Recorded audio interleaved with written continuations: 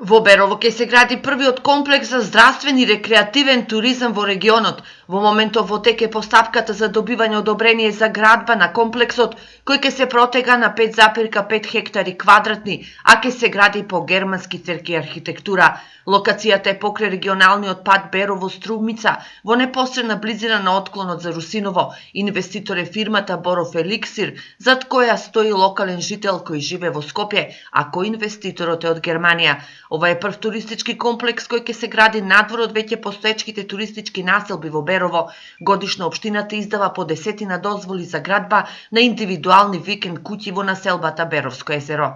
Интерес за градба има изградено околу 80 викендици кои функционираат пред се во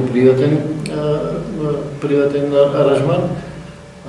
Неколку од нив се пријавени за сместување на гости, а најава за нови инвестиции во хотелските сместувања има. Најголемиот адут за развој на туризмот и понатамо останува населбата Беровско езеро. Туристичката населба Беровско езеро е предвидена на околу 80 хектари површина, значи отприлика околу 3000 индивидуални предвидени викендици за домување и околу површина 25 хектари или 1/3 од планот за хотелски комплекси. Развојот на туризмот последниве години на туристичко Берово му носи и приходи од туристичката такса.